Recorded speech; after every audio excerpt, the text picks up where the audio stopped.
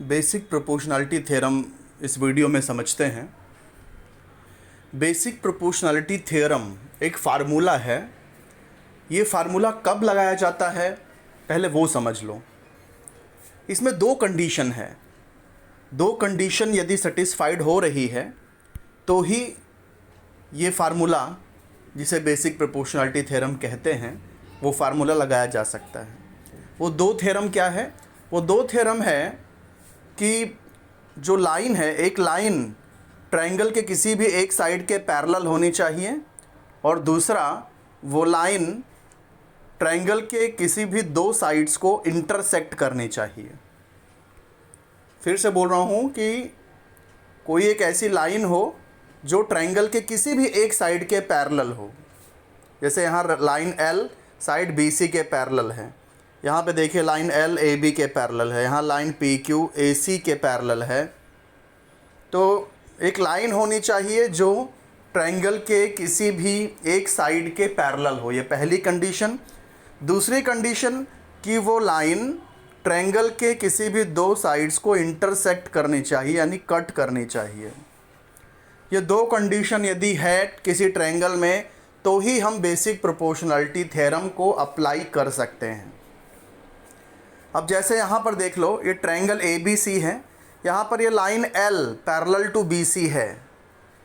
तो यहाँ एक कंडीशन तो पूरी हो रही है लेकिन दूसरी कंडीशन पूरी नहीं हो रही है। ये लाइन L ट्रायंगल के दो साइड्स को कट नहीं कर रही है, किसी भी साइड्स को ये इंटरसेक्ट नहीं कर रही है। दूसरी शर्त यहाँ पूरी नहीं हो रही है, इसलिए यहाँ पर हम बेसिक प्रोपोर्शनैलिटी थ्योरम नहीं लगा सकते। यहाँ पर देखिए ट्रायंगल ABC है, यहाँ लाइन L ये साइड AB और साइड AC को पॉइंट P और पॉइंट Q पे इंटरसेक्ट कर रही है, यानी दूसरी जो कंडीशन है वो यहाँ कंप्लीट हो रही है। लेकिन यहाँ पहली जो ये कंडीशन है वो यहाँ फुलफ़िल नहीं हो पा रही है। लाइन L देखिए लाइन साइड BC के पैरेलल नहीं है, लाइन L थोड़ी सी तिरछी है, थोड़ा सा स्लैंट है, क्रॉस में है ये। तो यहाँ पहली कंडीशन पूरी नहीं हो रही है, लाइन L BC के पैरेलल नहीं है। दूसरी कंडीशन पूरी हो रही है कि ये लाइन L साइड AB और साइड AC को पॉइंट P और Q पे इंटरसेक्ट कर रही है। तो पहले केस में देखो, पहले केस में भी एक ही कंडीशन पूरी हो रही है कि लाइन L यहाँ पर पैरेलल है, लेकिन यहाँ पर वे लाइन L इंटरसेक्ट नहीं कर रही है, इसलिए बेसिक प्रोपोर्शनैलिटी थ्योरम हम लोग नहीं लगा सकते।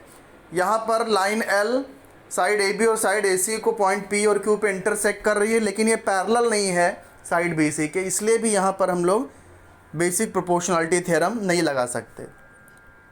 ये वाले कंडीशन में देखो, ट्रायंगल ABC में लाइन L BC के पैरेलल भी है और ये लाइन L ट्रायंगल ABC के साइड AB और AC को पॉइंट P और Q पे इंटरसेक्ट कर रही है, यानी दोनों कंडीशन यहाँ पर फुलफ़िल हो रही है। पहले condition line L is parallel to side BC and second condition line L is intersecting side AB and side AC at point P and Q respectively. तो यहाँ दोनों कंडीशन पूरी हो रही है, इसलिए हम लोग यहाँ बेसिक प्रोपोर्शनैलिटी थ्योरम का फार्मूला लगा सकते हैं। अब वो फार्मूला है क्या? देखिए यहाँ पर साइड AB के दो हिस्से हैं, दो पार्ट हैं, एक AP और PB। दूसरा साइड AC के भी दो पार्ट हैं, AQ और QC। तो फार्मूला ये है कि ये दोनों जो पार्ट हैं, साइड AB के दोनों पार्ट का रेशो और साइड AC के दोनों पार्ट का रेशो ये हमेशा इक्वल होगा, यानी AP अपॉन PB और AQ अपॉन QC ये इक्वल होगा। इसी को बेसिक प्रोपोर्शनैलिटी थ्योरम कहते हैं। अब जैसे यहाँ पर मैंने लाइन L BC के पैरेलल बनाया है, वैसे यहाँ पर लाइन L देखिए साइड AB के पैरेलल है, ऐसा भी कंडीशन हो सकता है। यहाँ पर लाइन L साइड AB के पैरेलल है और लाइन L साइड CB और CA को पॉइंट P और Q पे इंटरसेक्ट कर रही है। तो यहाँ पर भी दोनों कंडीशन पूरी हो रही है, इसलिए हम लोग यहाँ भी BPT लगा सकते हैं, फार्मूला लग सकता है। तो कैसे है देखो, AQ अपॉन QC, ये साइड का रेशो पहले ले लिया, इज़ इक्वल टू फिर ये साइड का रेशो BP अपॉन PC। फिर नेक्स्ट देखिए वो ट्रायंगल ABC है, यहाँ पर लाइन L AC के पैरेलल है, साइड AC के पैरेलल है। और अदर टू साइड्स को ये लाइन L पॉइंट P और Q पे इंटरसेक्ट कर रही है। तो यहाँ पर भी हम लोग फार्मूला लगा सकते हैं, ये AP upon PB is equal to CQ upon QB। तो यहाँ पर भी ये फार्मूला लग गया। जब भी आप ये फार्मूला लगाओगे तभी भी आपको ये रीज़न लिखना पड़ेगा, बेसिक प्रोपोर्शनैलिटी थ्योरम। जब भी ये फार्मूला आप यूज़ करोगे तब आपको साइड में ये रीज़न लिखना पड़ेगा, बेसिक प्रोपोर्शनैलिटी थ्योरम। अब हम लोग नेक्स्ट पेज पे सीख लेते हैं कि इसे प्रूफ कैसे किया जा सकता है, कैसे हम लोग इसको प्रूफ कर सकते हैं। तो आते हैं नेक्स्ट पेज पे। यहाँ पर मैंने ट्रायंगल ABC बनाया है। ये जो लाइन है, ये लाइन साइड AB और AC को पॉइंट P और Q पे इंटरसेक्ट कर रही है। तो हमें यहाँ पर प्रूफ करना है कि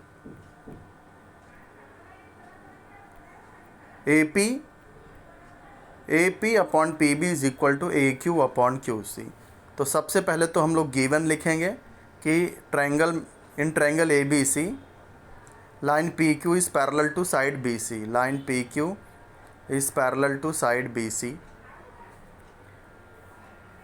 टू प्रूव दैट, यहाँ पर प्रूफ क्या करना है, वो जो फार्मूला मैंने बताया कि AP upon PB is equal to AQ upon QC, ये प्रूफ करना है।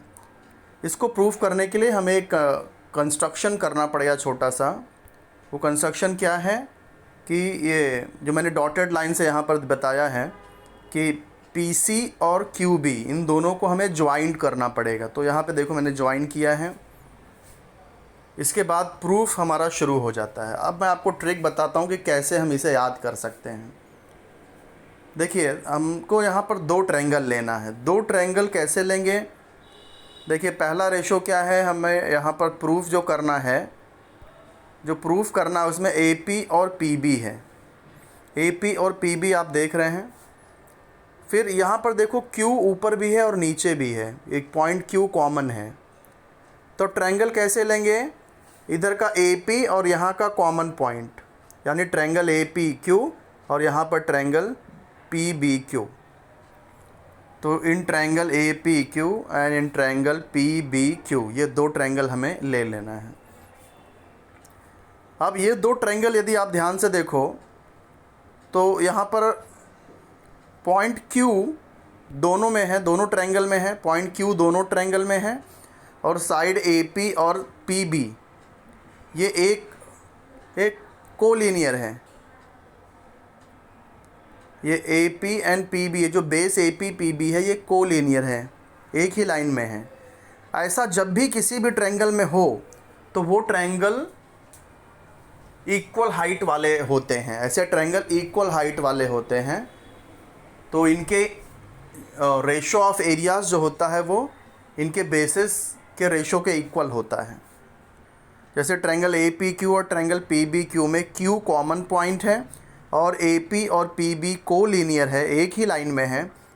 तो यहाँ पर दोनों ट्रायंगल का जो एरिया है वो AP और PB के इक्वल होगा। तो इसलिए मैंने यहाँ पर लिखा area of triangle APQ upon area of triangle PBQ is equal to AP upon PB। बहुत सिंपल स्टेप है, फिर से रिपीट कर रहा हूँ मैं। ये APQ और ट्रायंगल PBQ कैसे लिया मैंने? ये यहाँ से मैंने AP लिया और Q यहाँ पर कॉमन पॉइंट है न्यूमरेटर डिनोमिनेटर में। तो APQ और नीचे PB है तो PBQ। इस तरह से दो ट्रायंगल लेना है। दोनों ट्रायंगल का ratio of areas same AP upon PB के इक्वल ही होगा। रीज़न आप लिख देना, ratio of areas of triangle of equal heights are equal to their corresponding bases. ऐसे ही हम लोग यहाँ ये साइड से भी करेंगे। जैसे मैंने APQ और PBQ लिया था, वैसे ही अब AQ और यहाँ कॉमन पॉइंट देखिए P है, तो ट्रायंगल AQP और ट्रायंगल QCP लेना है। तो similarly in triangle AQP and triangle QCP में फिर से देखो यहाँ पॉइंट P कॉमन है और AQ और QC कोलिनियर है, AQ QC कोलिनियर है। तो जैसे हमने यहाँ फर्स्ट स्टेप में किया है, यहाँ फर्स्ट स्टेप में जैसे किया वैसे यहाँ पर भी हो जाएगा। Area of triangle AQP upon area of triangle QCP same वही रेशो आ जाएगा AQ/QC। ये स्टेटमेंट नंबर 1 हो गया, स्टेटमेंट नंबर 2 हो गया। तो 2 पार्ट यहाँ पर हो गया, 2 स्टेप। अब थर्ड स्टेप में क्या करना है, ये दोनों में नीचे जो ट्रायंगल है, नीचे यहाँ पर नीचे जो ट्रायंगल है वही हमें लेना है। ट्रायंगल PBQ, यहाँ पर देखिए PBQ और यहाँ पे नीचे QCP है। तो ये triangle PBQ and triangle QCP they are of equal heights. क्यों इक्वल हाइट्स हैं? क्योंकि दो ट्रायंगल जब पैरेलल लाइन के बीच में होते हैं तो उनकी हाइट्स हमेशा इक्वल होती है। आप यहाँ पर देखो, ये लाइन PQ और BC पैरेलल है, ये गिवन है। और ये ट्रायंगल BPQ और ट्रायंगल CPQ इन्हीं पैरेलल लाइन के बीच में है, इसलिए इनकी हाइट इक्वल होगी। जैसे हमारे घर में जितनी भी दीवारें हैं वो सब छत और फर्श इसके बीच में ही होती हैं। अब छत और फर्श ये दोनों पैरेलल होते हैं, इसलिए सभी दीवारों की हाइट भी इक्वल ही होती है। तो यही कॉन्सेप्ट आप समझ लो कि जो ट्रायंगल पैरेलल लाइंस के बीच में होते हैं तो उनकी हाइट्स भी इक्वल होती है। तो ये दोनों ट्रायंगल जो यहाँ डिनोमिनेटर में आप देख रहे हैं, ये दोनों ट्रायंगल की हाइट इक्वल है क्योंकि ये पैरेलल लाइन PQ और BC के बीच में है। इसके बाद में इन दोनों ट्रायंगल में देखो, ये जो बेस PQ है ये भी कॉमन है, इसलिए इनके बेस भी इक्वल होंगे। इसलिए मैंने अगला स्टेप यहाँ पे लिखा है कि triangle PBQ and triangle QCP have common base QP, therefore their bases are also equal. तो अब इन दोनों ट्रायंगल के हाइट्स भी इक्वल है, बेस भी इक्वल है, इसलिए दोनों की एरियाज़ भी इक्वल हो जाएंगे। 1.1 के एक्सरसाइज में हमने किया था कि दो ट्रायंगल्स के बेस और हाइट इक्वल हो तो उनके ratio of their areas is equal to 1। It means their areas are equal. तो इसलिए यहाँ पर area of triangle PBQ is equal to area of triangle QCP। Reason क्या लिखेंगे? Triangles of equal base and equal heights have equal areas. तो यहाँ तक हो गया, 3 स्टेप अच्छी तरह से आप समझ गए होंगे। अब ध्यान से देखो, 1, 2 और 3 को यदि हम लोग कंपेयर करें तो देखो न्यूमरेटर तो पहले से ही इक्वल है, area of triangle APQ, area of triangle AQP। फिर ये जो डिनोमिनेटर है वो भी हमने यहाँ थर्ड स्टेटमेंट में इक्वल प्रूफ कर दिया है। तो न्यूमरेटर भी इक्वल है, डिनोमिनेटर भी इक्वल हो गया।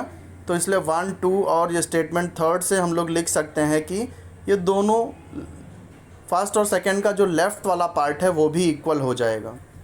तो ये फ्रॉम 1, 2 एंड 3 ये लेफ़्ट वाले पार्ट भी इक्वल हो गए। इसका स्टेटमेंट हो गया 4। तो अब ये दोनों इक्वल हो गया।